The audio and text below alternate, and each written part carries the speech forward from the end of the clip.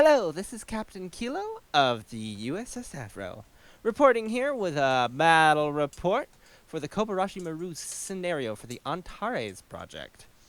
So, I want to quickly get some custom rules out of the way because I play on a small table and I play solo most of the time.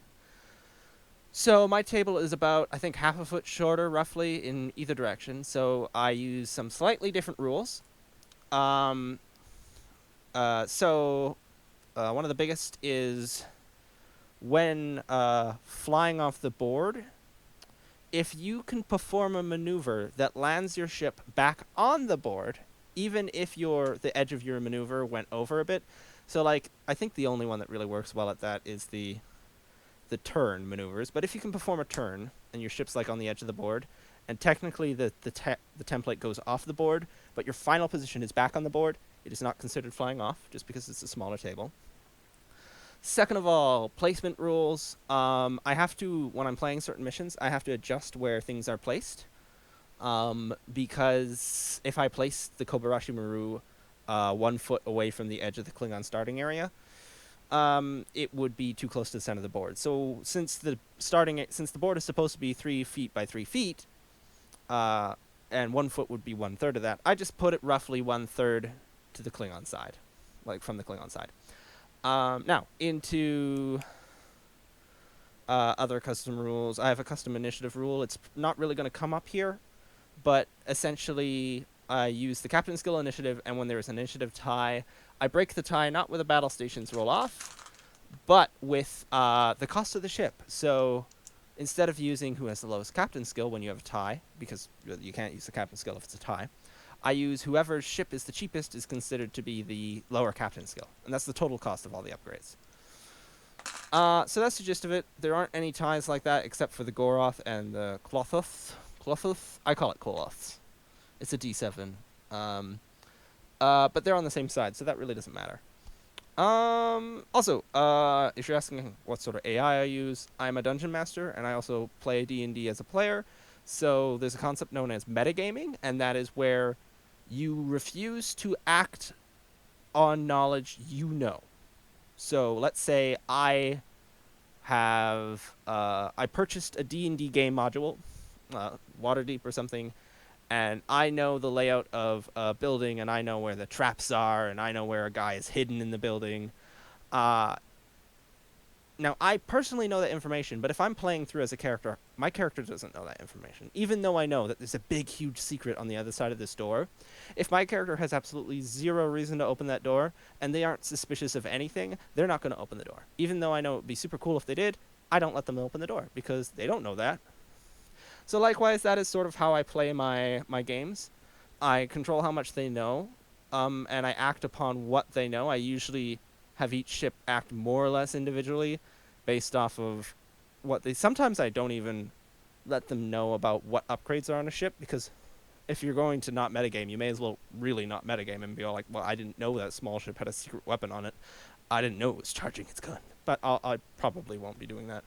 But that's just an example. Other things in terms of how I run solo games. Let's see. Just trying to remember. Well, I'll just talk about this other feature. My solo games tend to go a very long time and very casual. Like, sometimes they last 3 days. And that's because I'll take my time making a move, and then I'll go do something else. It's sort of like those fancy chess games or whatever, where you see a person playing against themselves in their office or something.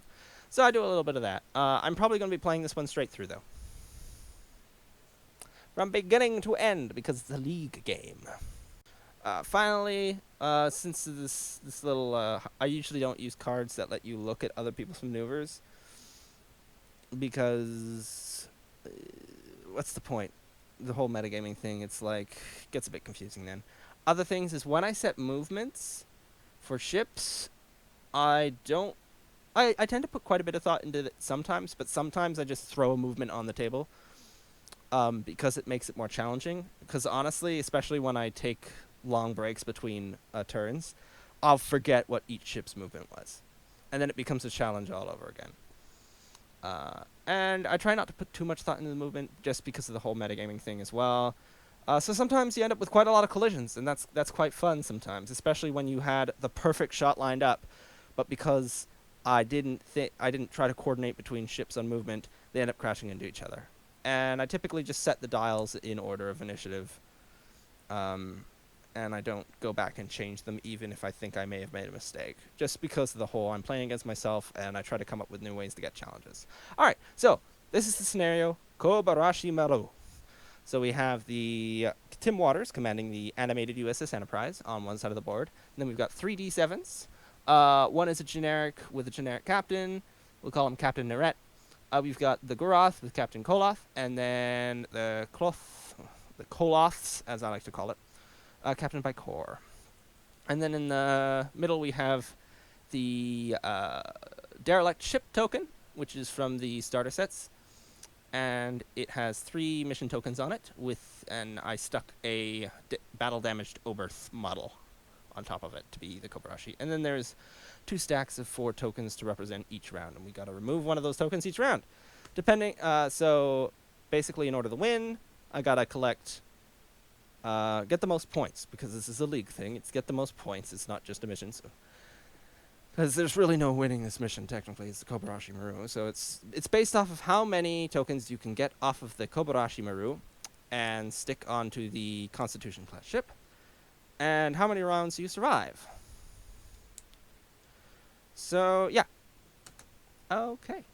We got this all set up, and yeah, I think I'm going to begin now.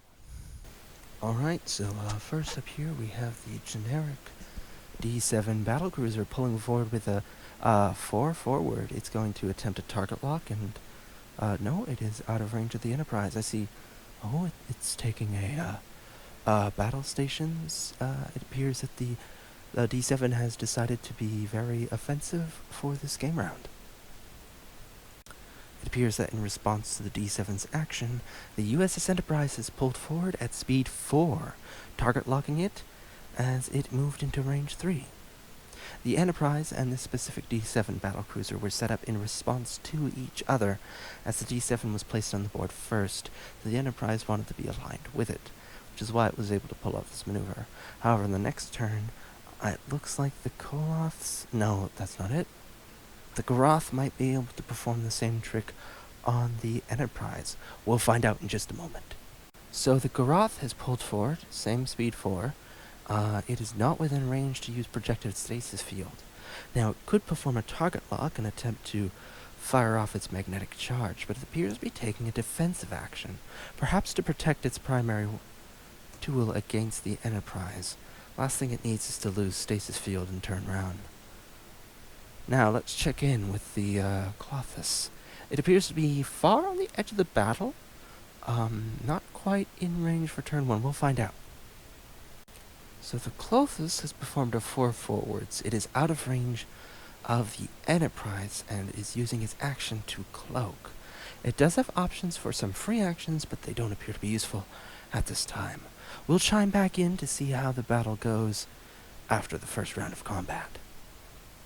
Alright, so the D7 battle cruiser fired a volley upon the Enterprise, and the Enterprise was able to disable Worf in order to protect itself. So it gained an extra dice from Riker, gained an extra dice for being at range 3, and Worf was able to reduce the enemy attack by 1. However, in the rush, I forgot to transfer the disabled token from Worf to Beverly Crusher, and as such, I was not able to use that as a defense against the Gurath and its attack. The Enterprise focused on attacking the Gurath, despite having a target lock on the generic D7, because I forgot, and the Gurath is a much bigger threat anyway. None of my attacks landed because it was a blank, battle stations, and a blank.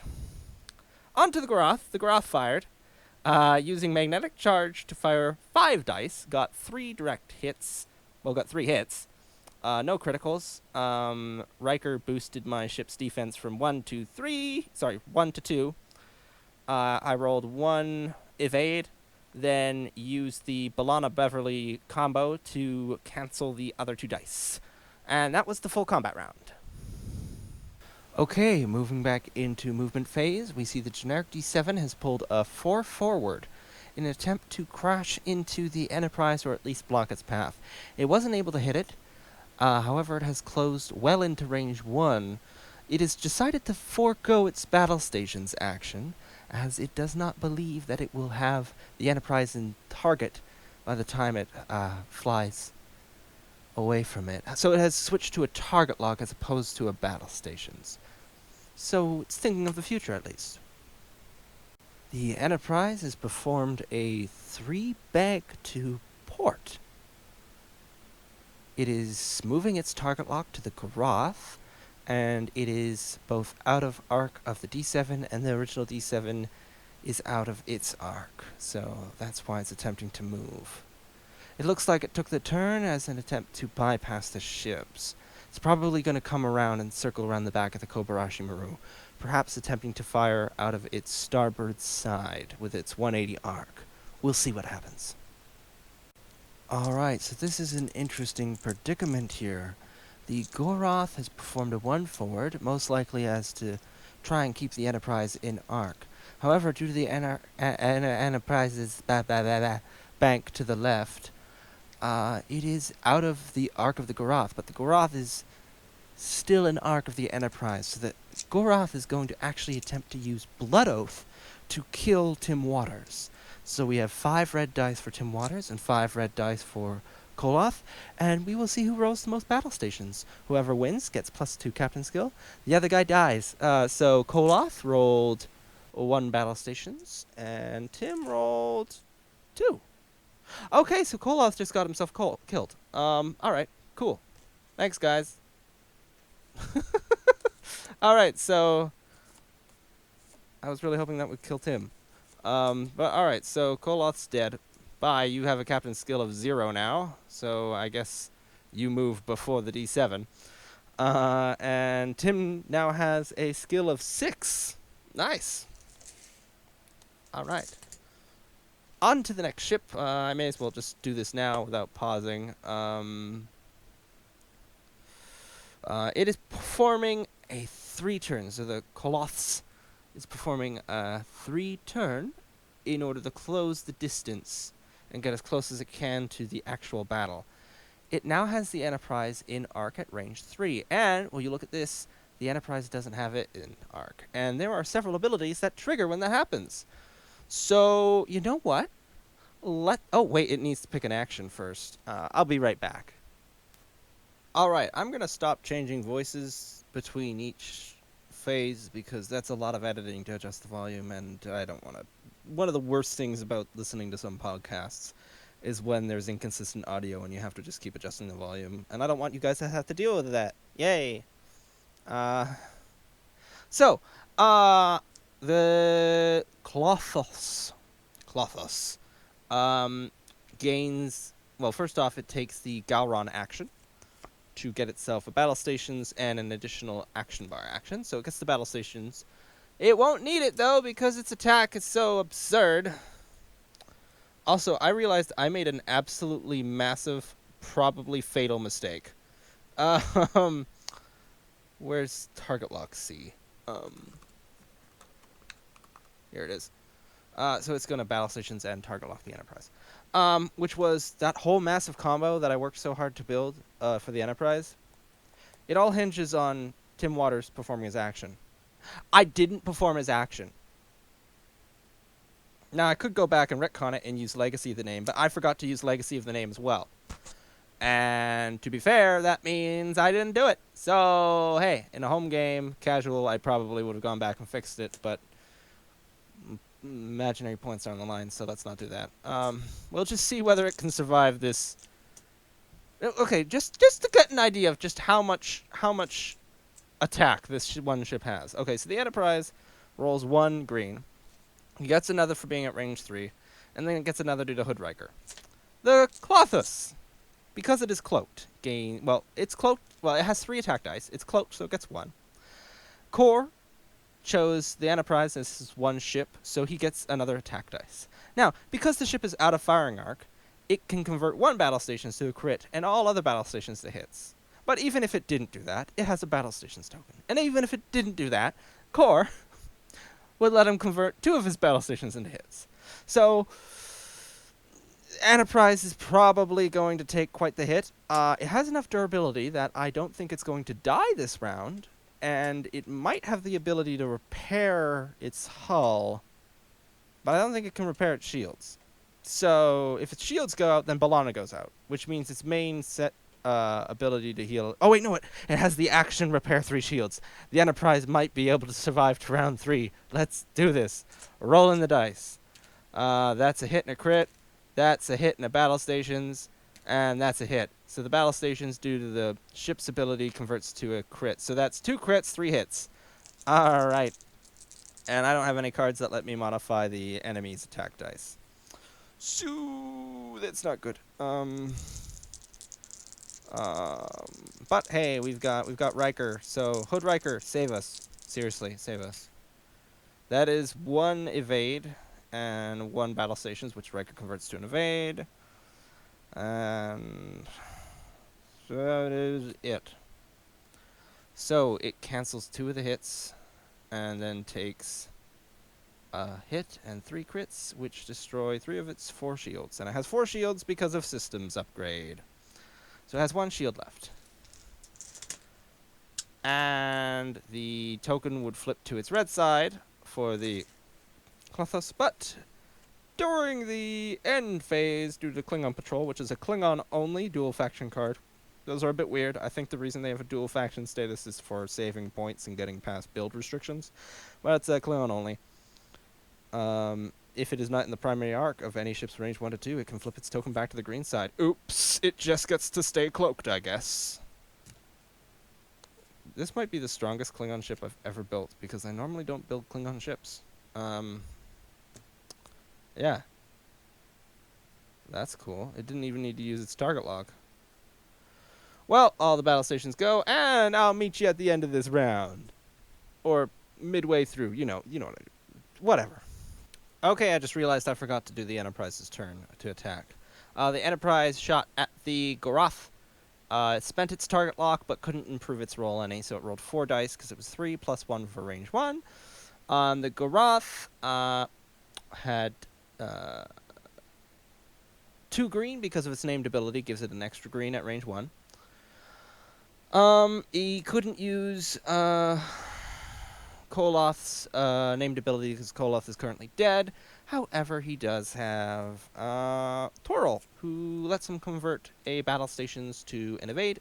It rolled the 2 green, got 1 evade, 1 blank, couldn't do squat. So now the Goroth has lost its shields, which means it cannot fire Magnetic Pulse anymore, which makes it a significantly less threat. However, it still has that nasty, nasty protected stasis fields we gotta watch out for.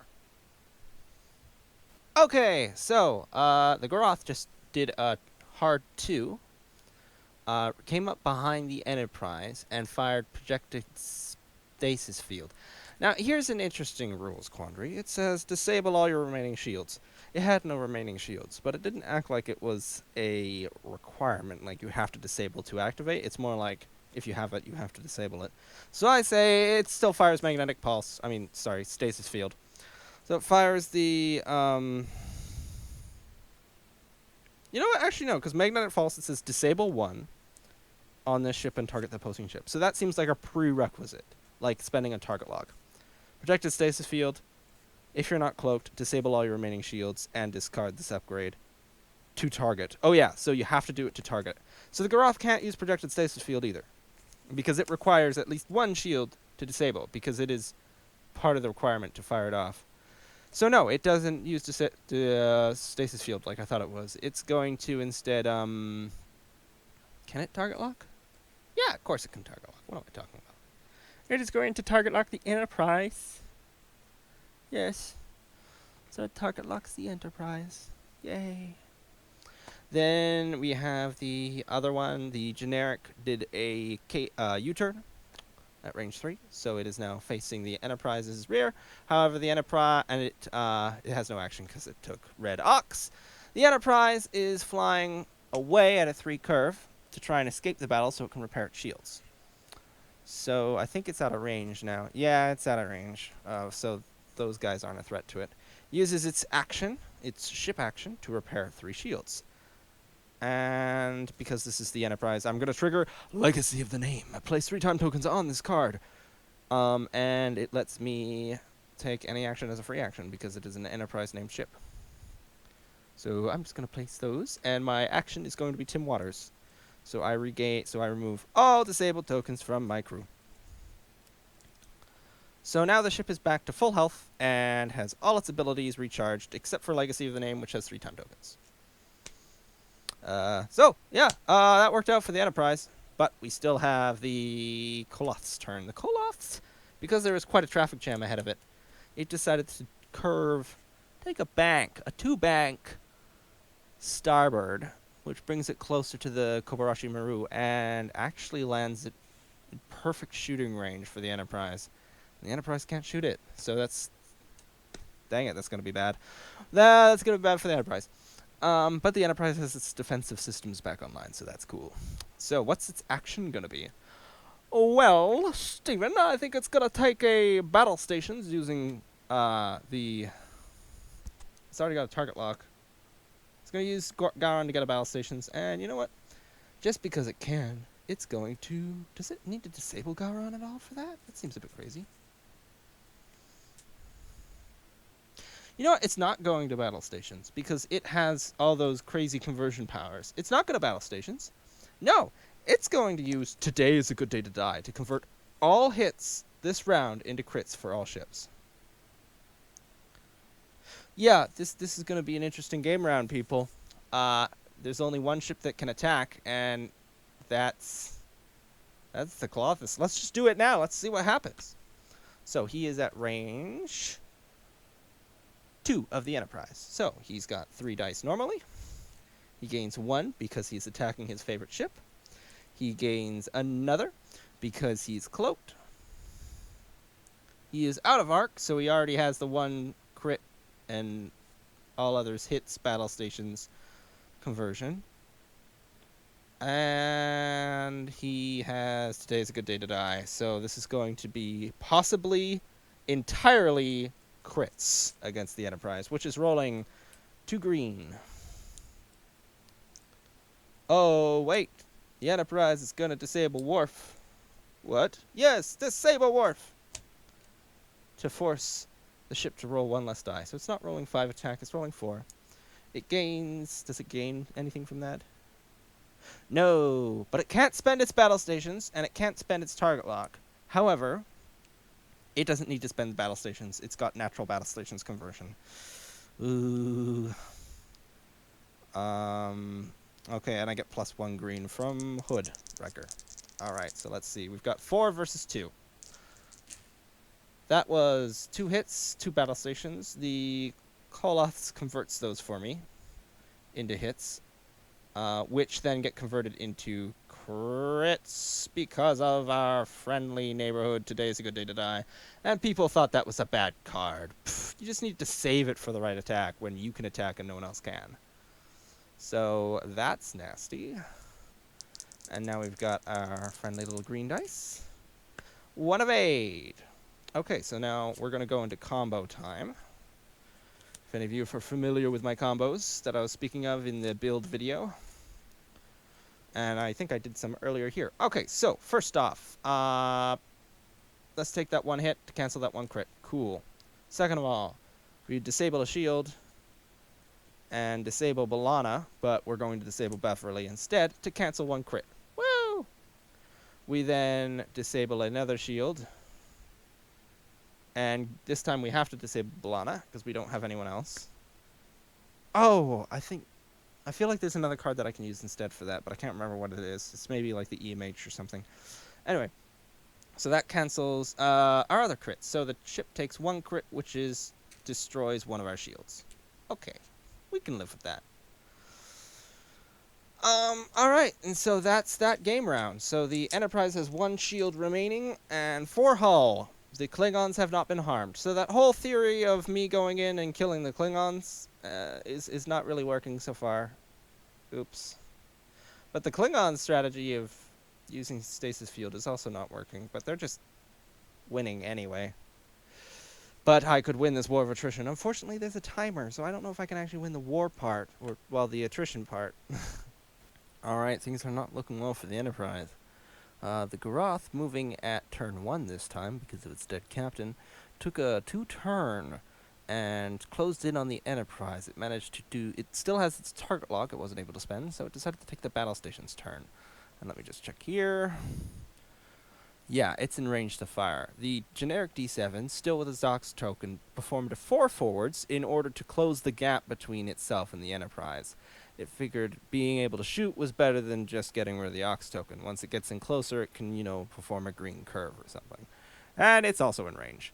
The Enterprise performed a 2 to starboard as a turn in order to hopefully not fly off the board. And I was wrong. It doesn't have 1 shield left because the other 2 were actually disabled. So so now it has 3 shields. And it used Tim Waters to re-enable his crew. I'm starting to think Christine Chapel is a waste. Mind you, if Tim Waters had been killed, then Christine Chapel would actually be like saving the day right now. So I shouldn't say that. You know what? I should have used Phlox. Why didn't I use Phlox? I never think of using Phlox because I store them in a different bag. I don't put them with my crew. I put them with my Enterprise era stuff. I should have used Phlox. He would have been a great backup if Tim Waters died. I guess I didn't think I needed to. Anyway, so the Enterprise has taken no tactical action besides its re-enable, rinse and wash. Koloth took a 2 forward because it wanted to close the distance, but it also didn't want to risk getting the Enterprise out of arc, and it landed itself pretty close.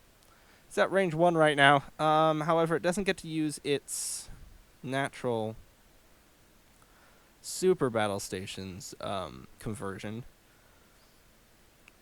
because it's in the arc of the Enterprise. So it's with its action, it's going to do a Gowron to get a battle stations and a evade because it already has a target lock, which it hasn't needed to use yet. Okay. Whew. On to combat phase. All right, so interesting turn of events. Okay, yeah. So interesting turn of events. We have the Colossus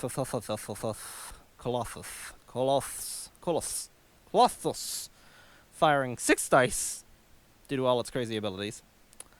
Now all of the Klingon ships can shoot the Enterprise this round, so it's actually not going to do B'Elanna twice. It's going to attempt to use Worf twice this time. So what it rolled its 2 dice.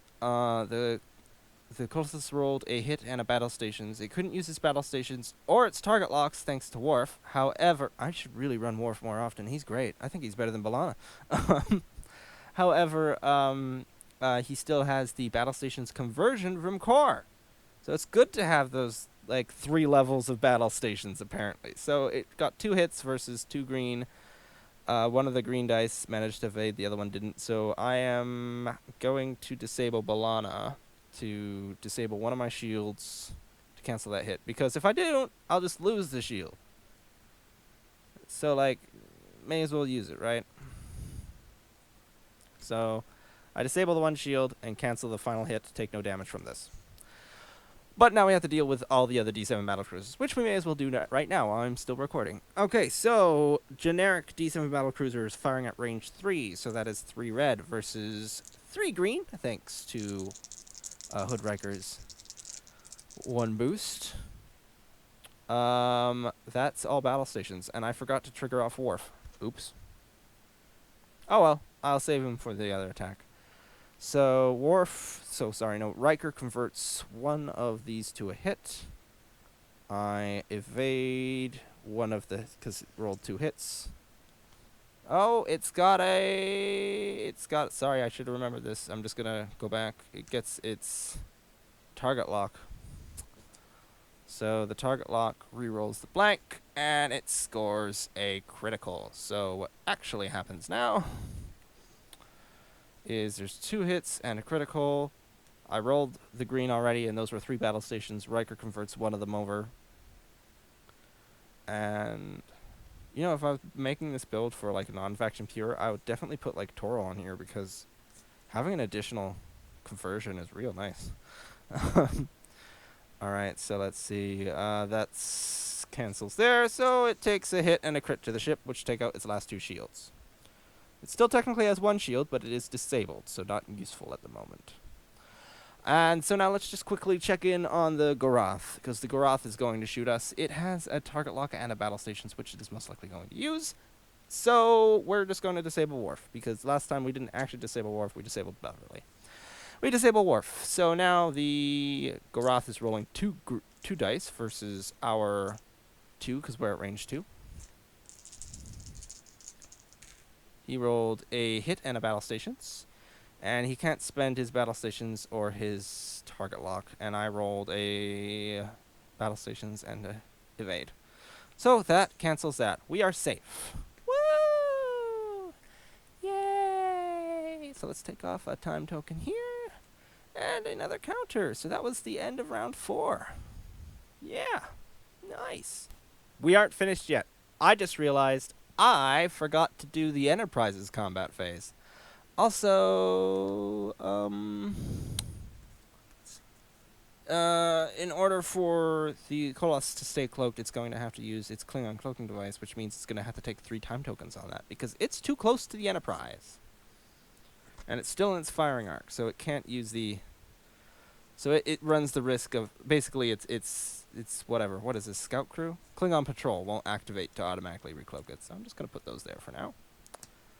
Alright, and let's see here. The Enterprise is going to be rolling... That's at range 1, so it's going to be rolling 4 dice against the... Oh, that's a lot of dice. I forgot this guy's cloaked. So he's rolling 5 dice, I think? Let me just check. No, because Core's ability is not only offensive, but defensive. He gains an extra defense dice, and he can convert 2 of his defense into... battle station, 2 of his battle station defense into evades. Yikes. Core should really play the Kobayashi Maru. It seems like his ship would survive this. Alright, let's roll. I have no target locks or anything, so that was 3 battle stations. Yeah, nope, never mind. Okay, well, that was fun. Battle station tokens go away. Bye-bye. Okay, so this was a really tough decision for this one. Let's see if I can remember. I didn't do it in like where I recorded while I was doing it, so this is just after the fact. So the generic D7 got rid of its aux. I forgot to remove that, so let's just give it a battle stations token.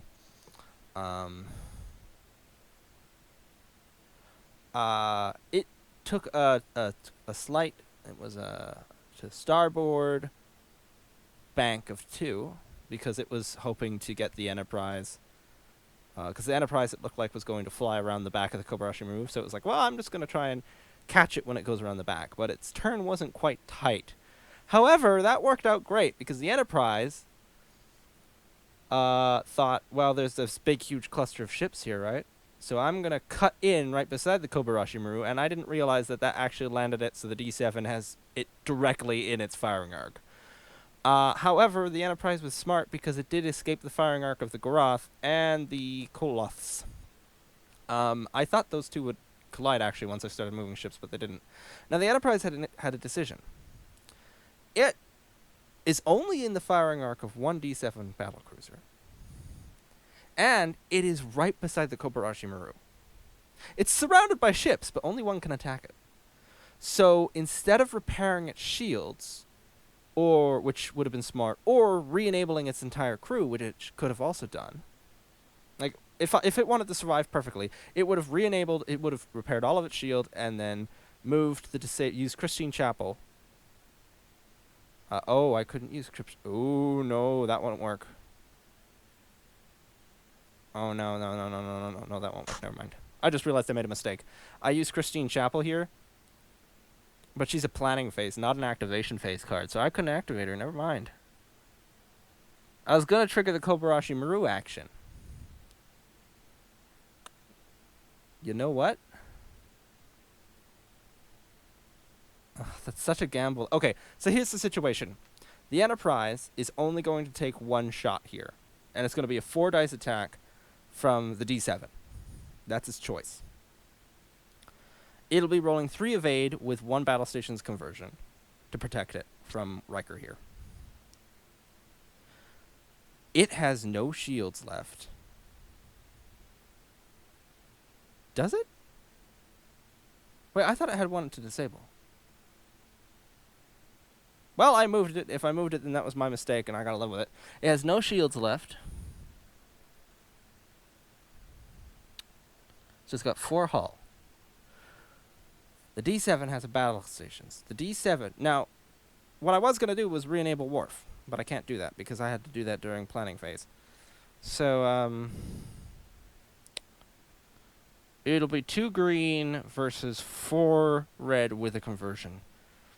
There is a chance that my ship could be completely destroyed. But if I survive, I'll get 1 token. And I could limp away and use Exocomp and the ship's action to repair itself, because those D7s are going to have a hard time turning around thanks to the angle they're at. And they're going to have to avoid hitting the Kobayashi Maru. You know what? The Kobayashi Maru is not a mission about survival. It is about a mission of facing destruction with honor and composure. So Tim Waters, our CO, is going to beam over. Actually, wait, no, I think he did have a shield, and I just turned it off. Yeah, that's what it was. I did have a shield, and I turned it off in order to beam the person over. That's what happened. I just put it in the wrong stack. Because I was like, wait, no, I was supposed to have a shield. Because when I was balancing that, I was like, I would have 5 shields. No, I'd have 1 shield and 4 hull. But then I realized if I turn it off, then it's like I have 0. Okay, so yeah, I have 1 disabled shield. So yeah, I am beaming over 1/3 of the Kobayashi Maru crew. So that gives me a total of 5 tokens. So if I die this round, I will have a score of 5 tokens, 25 points. Right? That's how this works.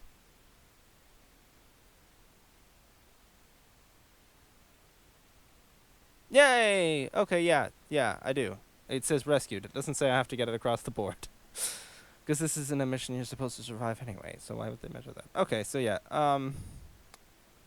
yeah, let's find out. Let's just skip the pleasantries and cut straight to the action. That ship is generic. It has nothing going for it except for its 1 battle stations, which I thought it wasn't going to be able to spend, but it can. And it's 4 dice.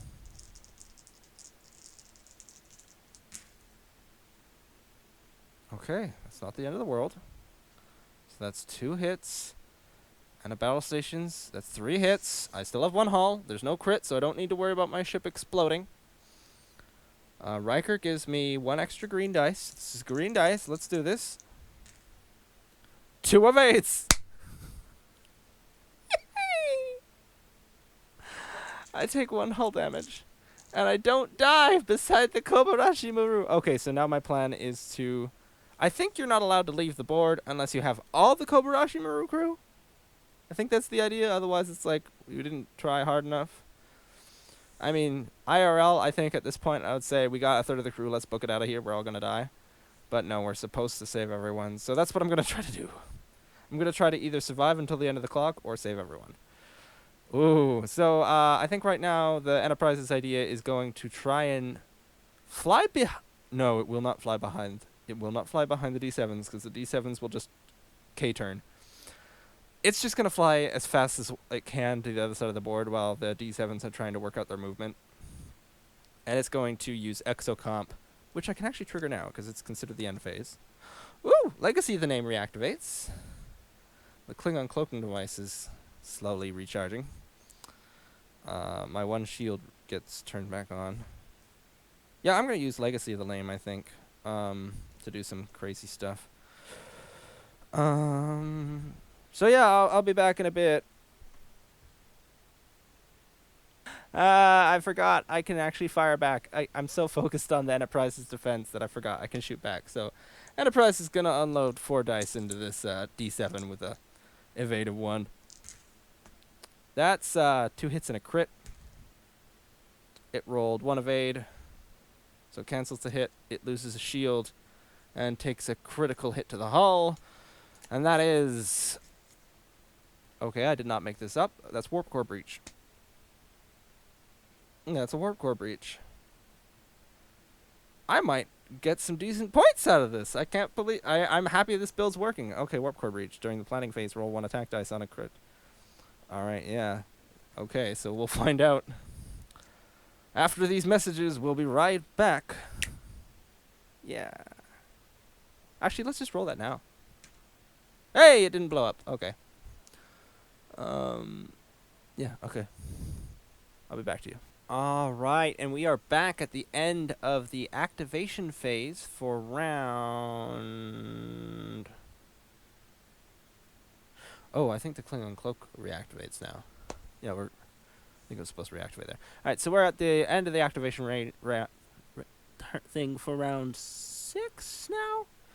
The Enterprise triggered it used Legacy of the Name, which had recharged, to perform the Tim Waters action to re-enable all his crew, and the ship action to repair his 3 shields, so now he's back to 4 shields.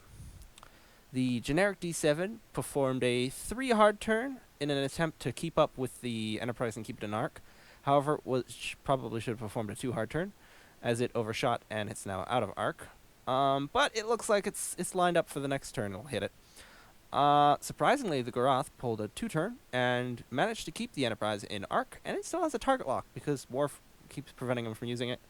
The Colossus, however, took a soft turn because it couldn't smash into the Oberth, you know, the Kobayashi Maru there. And it just used a soft 3 to starboard, then sensor decto to try and get a bit more movement out, but it kept bumping into the thingy, so it had to sensor wrecker forwards as opposed to backwards. At the moment, the Enterprise is pretty much okay now. It used exocomp to repair the 1 damage it received, and it's only going to be shot at by 1 person, and it can't shoot back. So let's just take care of that now while I'm on the thing here. So the only person who can attack is the Gorath. Gorath is attacking at range 3, so that's 3 red dice. USS Enterprise is going to be like, no, that's not 3 red dice. I'm disabling Worf. What are you talking about? So no, that's 2 red dice. Oh, also, I know I get 1 dice for being me, and like another dice for being far away, but Riker here is going to give me a 3rd dice. It's 3 green versus 2 red. Let's roll. Oh, but he has, I was about to say he has a battle stations and a target lock, but Worf means you don't get to do that. Yeah. I love Worf. He's great. Why don't I ever use him? Like, I'm using him now. He's going to be one of my go-to cards, because I love defense. Defense is my thing with ships. I love defense. That's one of the reasons why I love tech so much. I like tech slots, because there's so many defensive tech upgrades. But now I'm like, Worf and Riker, let's put them together all the time. Worf, Riker, and Beverly. Yeah. Okay, so that's a hit and a crit. No, sorry, that's a hit and a battle stations. Can't do anything with the battle stations, because it's just the Gorath. So our 3 green. And that's 2 evade and a battle stations, which Riker converts. So that's 3 evade. So Enterprise came out unscathed. That's another mission token to add to the stack for round 6. Only 2 rounds left. That isn't enough time to close the distance within the Kobayashi Maru. The Enterprise is not going to be able to turn around in 2 rounds and pick up the Kobayashi Maru's final crew member. I think the Enterprise should just focus on... Can it flee? I don't think it can flee. I think it's just going to have to fly around the board. Well, let me just see. You have 8 turns to acquire 3 mission tokens that are placed on the objective token and exit play area through the Federation starting area. When the Federation within range 1 to 2. Oh, range 1 to 2. It might work. It might be able to do it. It might be able to pick up 1 more. But it'll probably be shot to pieces if it does that. But it will be the last round, so it won't really matter.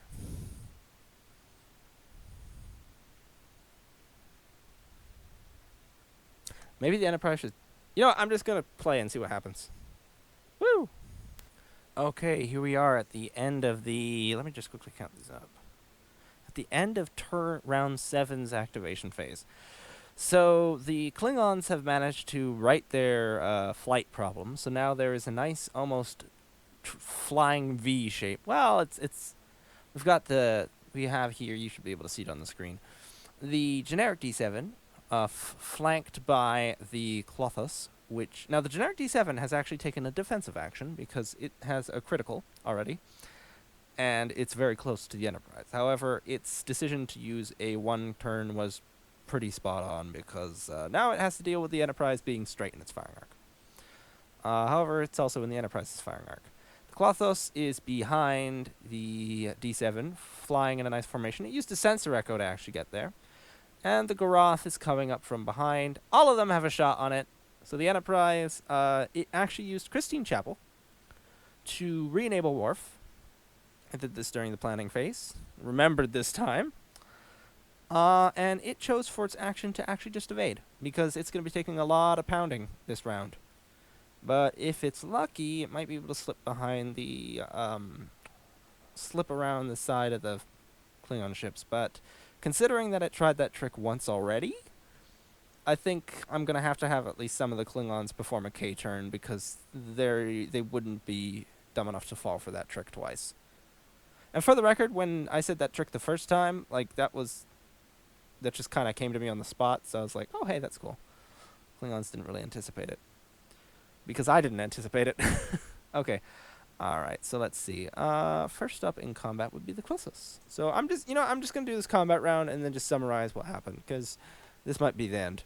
Okay, so that was a fun one. So the Klothos fired.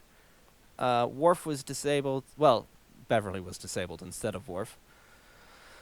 So the Klothos could not use its battle stations or target lock. However, it still has the conversion from the captain that it can use. It was in Arc of the Enterprise, so it couldn't use its ship's conversion. But whatever. So basically, its ship's ability was useless this time. It would have rolled 6 of dice, but Worf was disabled. After all the ridiculous conversions and everything, because Core had a conversion for a battle station, it got a hit, and a crit. Using the evade token that the Enterprise had taken, and Riker, we managed to get a total of 3 evades, including the token. So that wasn't completely cancelled. So then it went on to the Enterprise. It shot the generic D7 and killed it. Because that was a 4 dice attack with range 1. Well, at range 1, it was a 4 dice attack. And, so it destroyed it. Then the Goroth fired, and I decided to not use Worf, because I'm going to try and take one more person off that ship. And I'm going to want to have Worf for the next turn. So B'Elanna was used instead. And unfortunately, I don't have Legacy of the name ready for the next round, so that's a bit sad. But, hey, whatever. And it was able to cancel the entire attack using B'Elanna and just the rolls. So yeah, we are in the last round now, because that is round... I'm just going to move the token here over. That was round 7. We are now on round 8. And I'm not going to be able to fly off the board with all 3. That much I know. But I'm probably going to be able to get all 3. Whether or not I'm going to survive the attacks with 0 shields, I don't know. But let's find out. Let's find out. Since this is the last round, regardless of whether I die, I think I'm just going to walk you through the whole thing. Alright. So. Okay, so I have selected for the D7 a 1 soft turn to, a 1 bank to port. That way, depending on what action the Enterprise takes, it'll most likely be an arc. For the Klothos, I am performing a 3 come about, mainly because that's the one that's probably going to be an arc by their logic. The only thing I'm worried about is if they collide. I'm just looking at the table now, and I've already put the 1 movement dial down for the D7, because I was just going to make the move when I decided to record. And I don't know whether they're going to... I honestly don't know whether they're going to collide or not. I don't think they will. I don't think they will.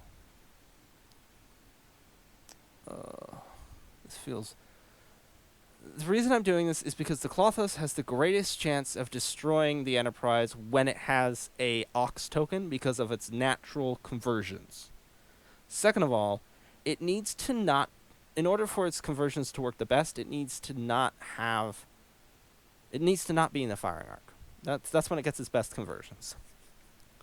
So it would be best if it did that using the I'm gonna do the K turn. The Enterprise is taking a 2 to port, 2 turn, because that might get it back into range 2 of the Kobayashi Maru, allowing it to beam one person over before it gets destroyed.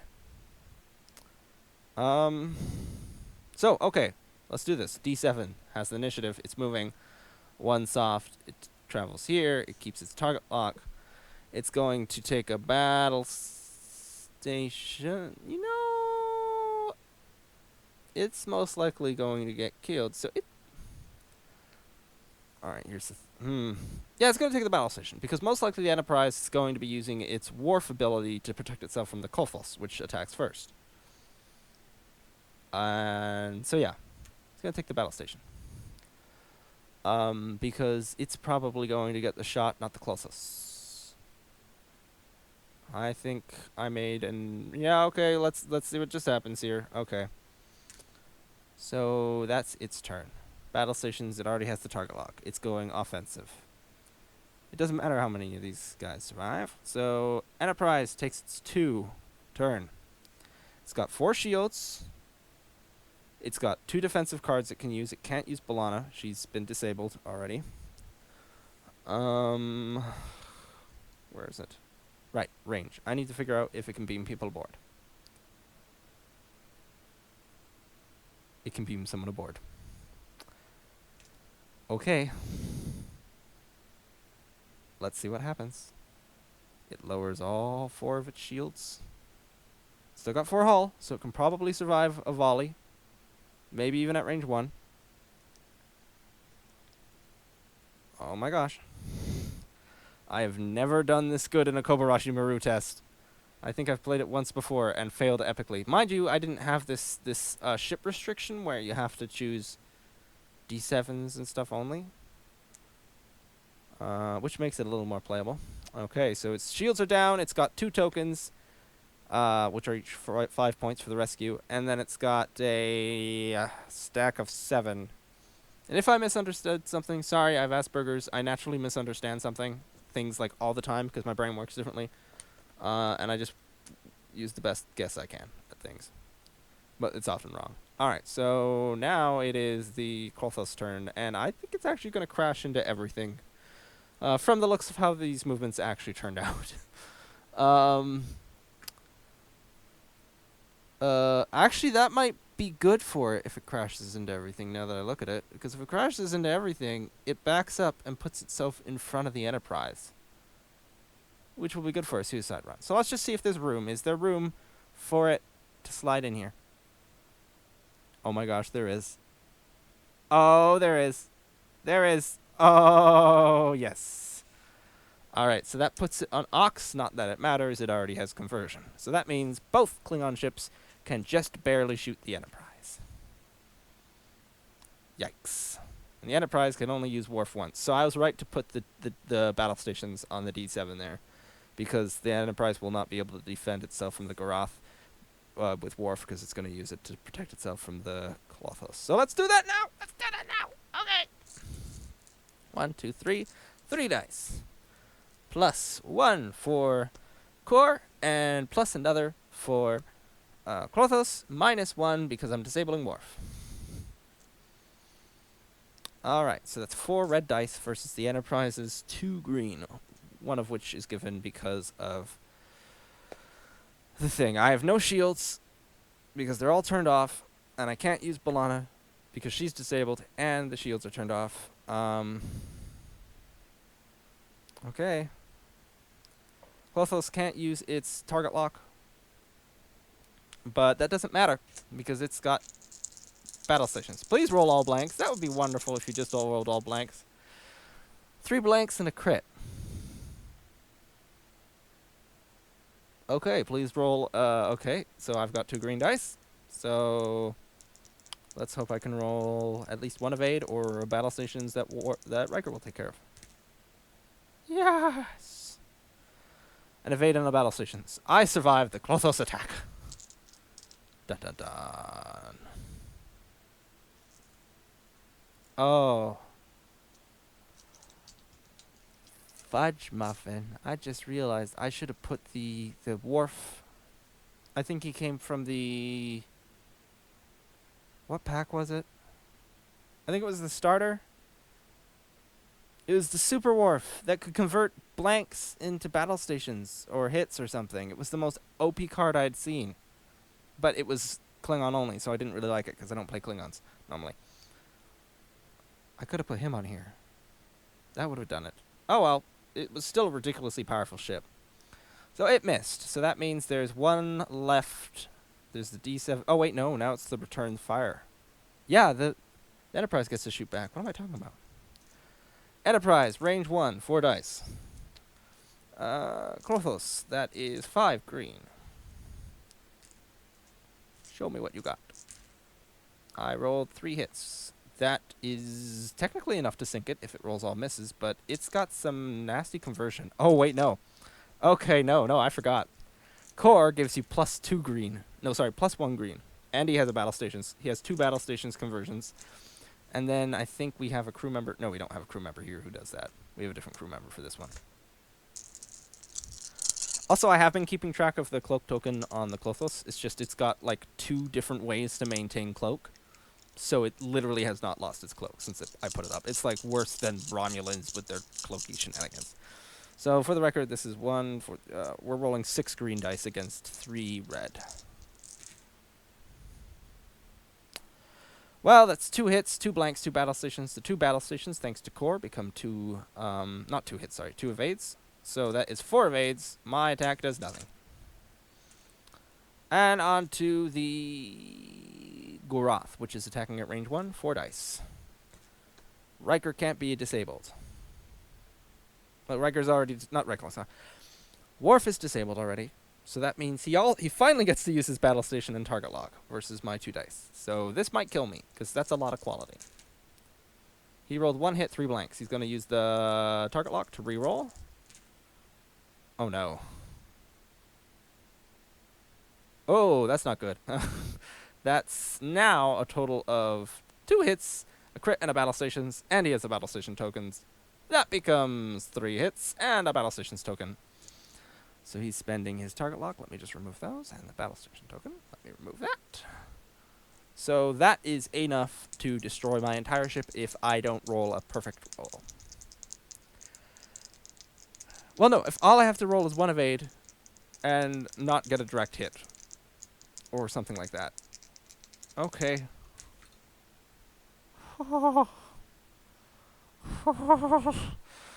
Oh, mini heart attack. Yay!